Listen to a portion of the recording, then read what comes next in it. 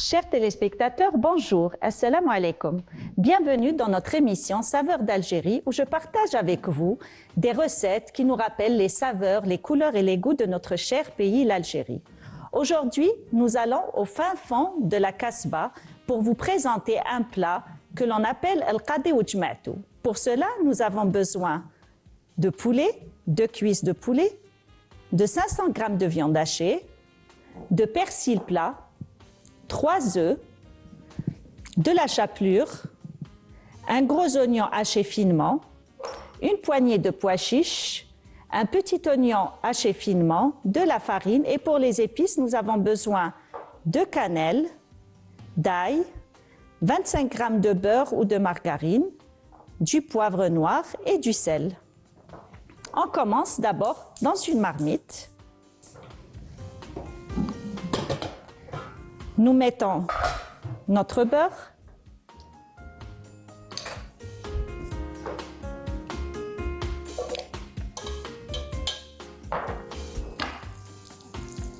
un filet d'huile et nous allons faire revenir notre poulet. Alors, le qadi ou jma'tou, c'est un plat qui vient des fins fonds de la Kasbah. C'est un plat onéreux parce que, comme vous voyez, il y a du poulet et de la viande hachée. Les Algériens sont connus pour leur générosité, leur accueil. Donc, quand on reçoit quelqu'un, on aime bien le gâter, on va dire. Donc, c'est un plat qui fait partie de ces fameux plats où on reçoit notre invité avec beaucoup de générosité. Donc, on met notre poulet qu'on va faire revenir, on va faire cuire avec notre oignon.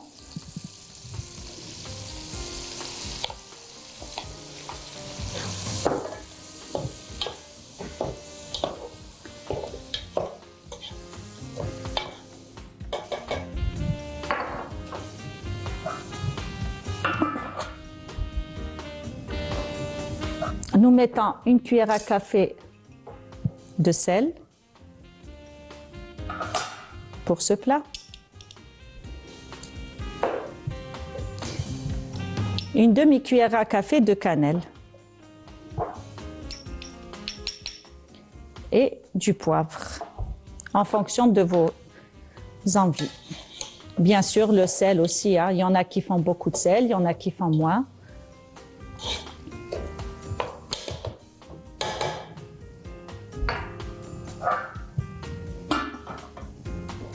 Alors, le qadi ou jma'tou, il y a plusieurs versions. J'en ai vu parce que pour vous présenter cette recette, je voulais être sûre si c'était la bonne ou pas.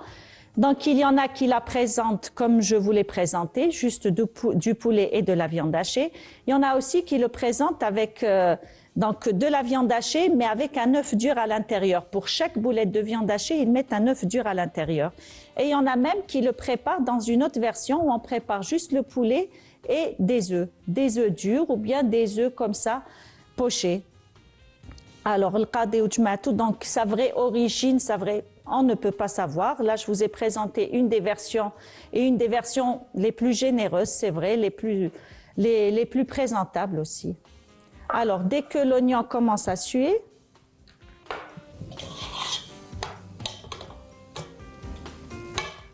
ne vous inquiétez pas, même si le poulet n'a pas encore doré, nous allons le faire dorer tout à l'heure avec la chapelure. Alors maintenant, on va mettre les pois chiches que j'ai préalablement cuits pour faire plus vite. Mais sinon, l'essentiel, au moins faire tremper les pois chiches la veille pour qu'ils gonflent et le lendemain, les mettre à cuire. Vous pouvez bien sûr préparer ce plat dans une cocotte minute pour faire plus vite. Alors, on prend de l'eau bouillante et on va recouvrir notre poulet pour le faire cuire. Environ 1 litre. L'essentiel, c'est de recouvrir notre poulet. Bien sûr, c'est en fonction du nombre de personnes pour leur donner une viande blanche et quelques boulettes de viande. Ici, c'est à peu près pour 4 personnes.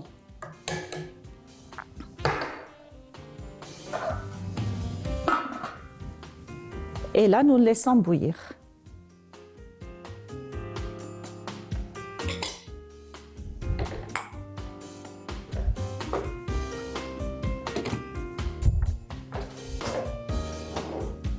Donc, on prend notre viande hachée. Alors, pour les boulettes, alors, il y a du sel, bien sûr, une bonne cuillère à café de sel, du poivre, notre ail et l'oignon qui était bien haché. Ici, l'oignon était un petit peu trop grand. Voilà. Nous mélangeons tous ces ingrédients.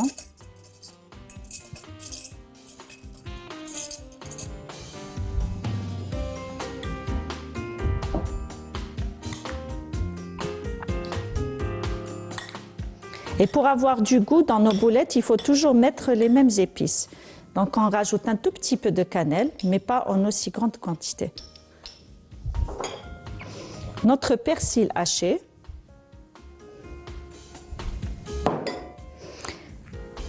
Nous mélangeons bien. Et par la suite, je vais rajouter l'œuf et un petit peu de chapelure.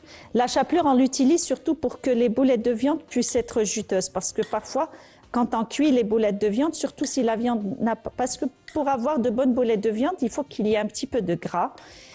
Et parfois, ça ne suffit pas. Mais avec la chapelure, elle va absorber et garder les jus de viande. Et donc, ça donnera un meilleur goût. Un goût plus juteux, moins sec des boulettes. Donc, voilà.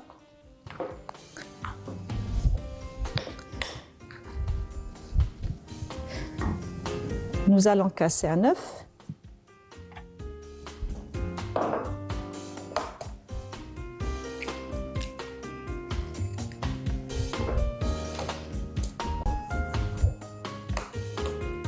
Et je rajoute la chapelure.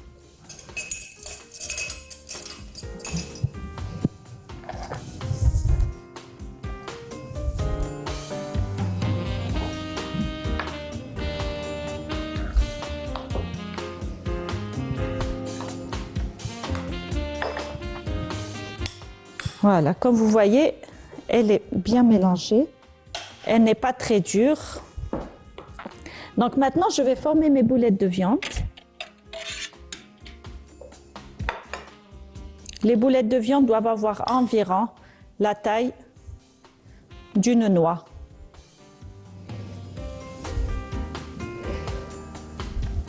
Nous nous retrouvons quand j'aurai terminé de former toutes mes boulettes. Voici les boulettes que j'ai formées. Il y en a à peu près 23, donc ça sera généreux pour 4 personnes, largement. Maintenant, je vais ouvrir et je vais retirer mon poulet. Alors, bien sûr, il faut faire attention. Alors, je vais retirer mon poulet maintenant qu'il est assez cuit. Et comme vous voyez, il n'est pas pour le moment bien doré, mais nous allons le faire dorer. Tout à l'heure, on va le faire revenir, on va le faire dorer. Vous allez voir. Voilà. Donc maintenant, je déplace mon feu ici.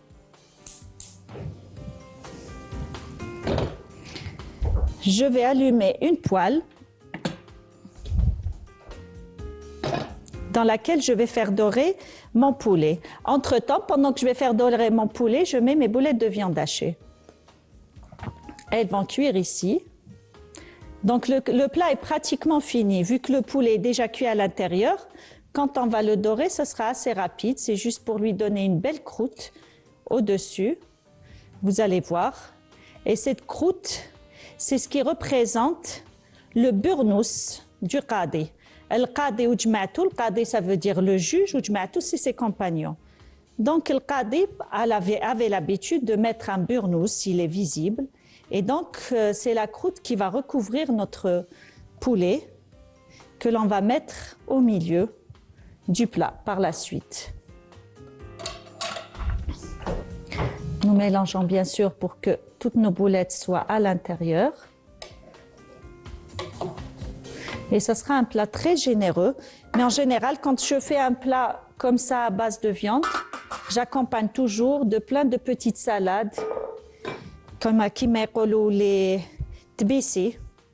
Voilà, là je vais battre 2 œufs.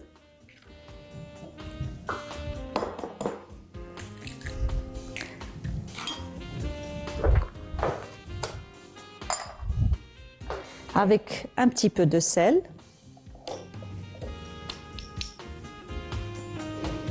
Du poivre et un peu de cannelle, toujours rappeler les goûts que l'on a. Voilà. Nous allons d'abord battre nos œufs.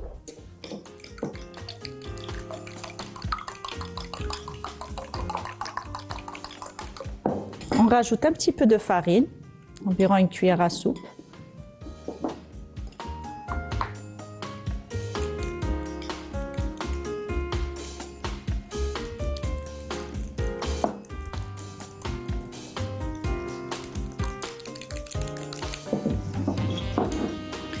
Alors, cette panure ne sera pas très riche énergétiquement parlant, ce ne sera pas très gras parce qu'on va mettre juste un filet d'huile normale.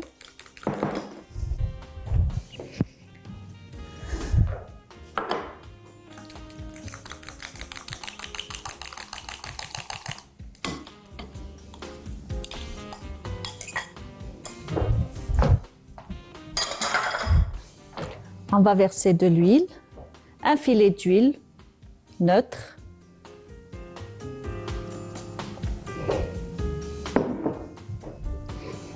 Et on prend notre poulet, on le met pour qu'il prenne une belle couleur.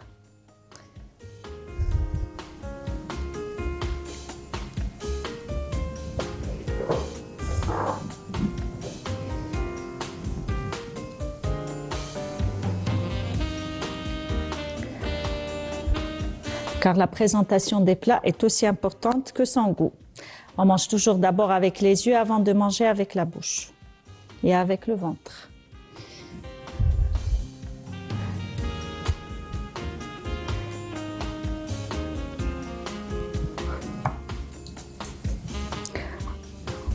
Voilà.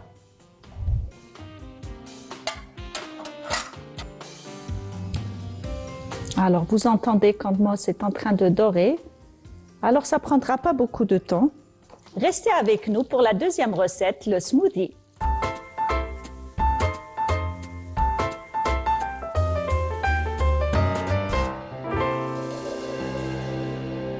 Nous revoilà pour la recette du smoothie healthy aux bananes et aux fraises. Pour cela, nous avons besoin de 3 bananes, de 6 dattes dénoyautées, 300 g de fraises, une cuillère à soupe de graines de chia, un yaourt grec ou un yaourt nature, une cuillère à soupe de graines de lin, 2 cuillères à soupe d'eau de fleur d'oranger pour donner un parfum plus authentique et plus pour nous, l'Algérie, et d'eau minérale. Nous allons voir la quantité. Alors, on commence bien sûr par éplucher nos bananes.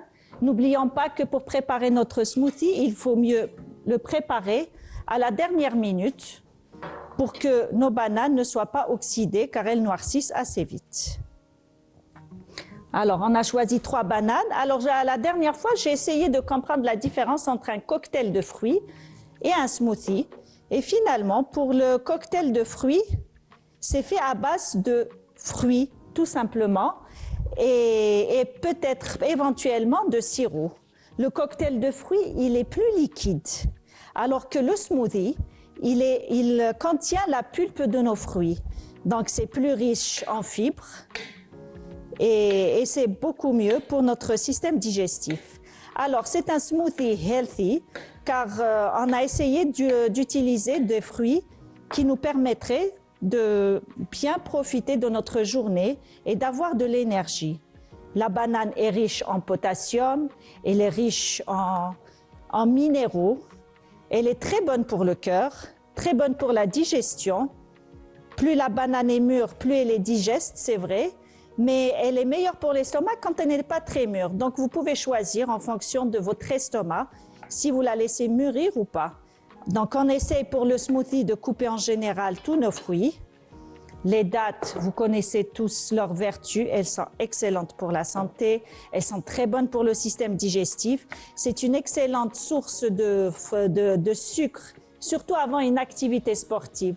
Le smoothie, il est excellent soit avant une activité sportive, soit après un dîner qui est léger, mais où on a besoin d'un petit peu d'énergie, un petit peu rester éveillé pour la soirée.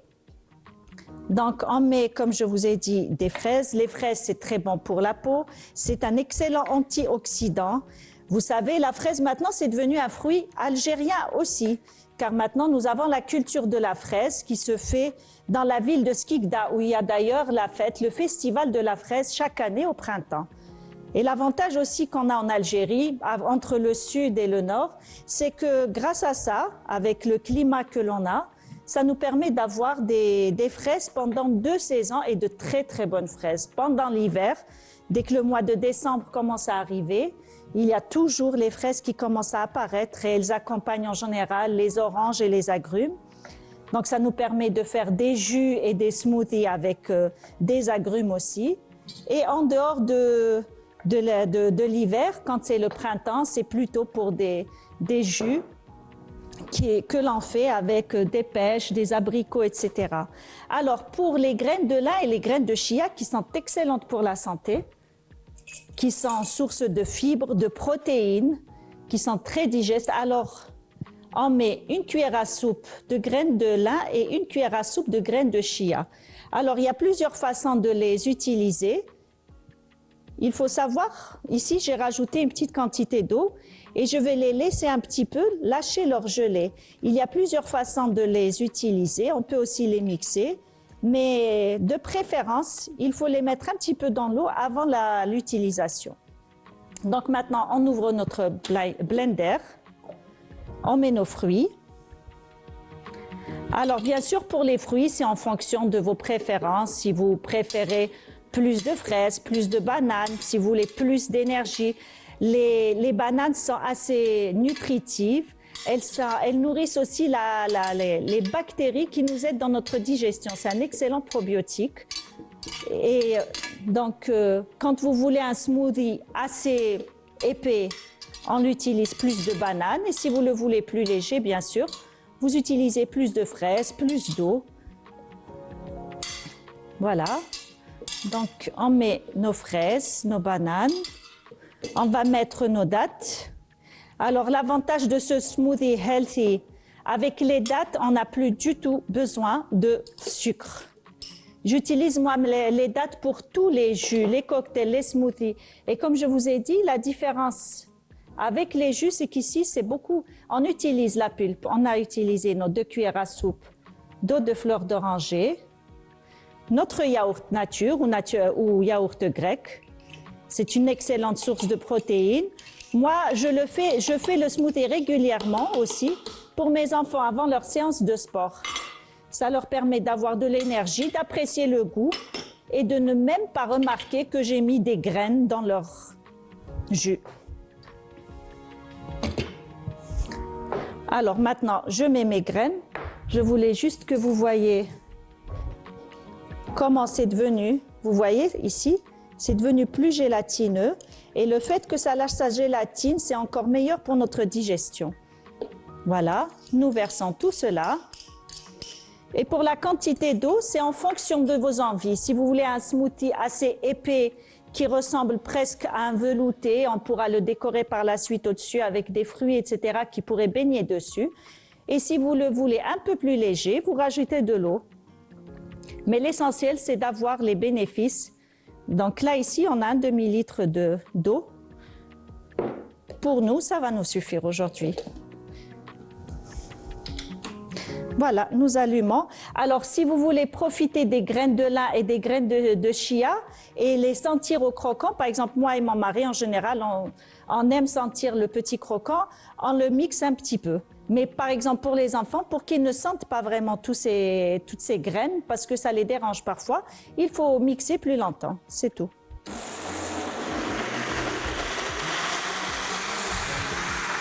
Voilà, nous le laissons se mixer.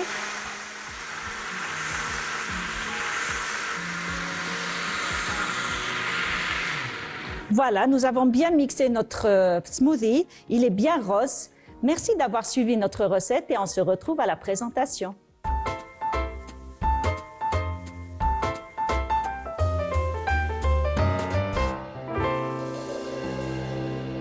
Nous revoilà après avoir dressé ma table que je vais vous présenter maintenant.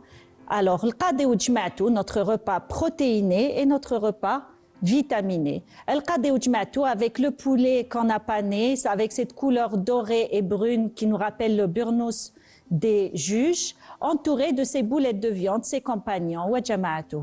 Alors, j'ai mis du citron et du persil au milieu avec.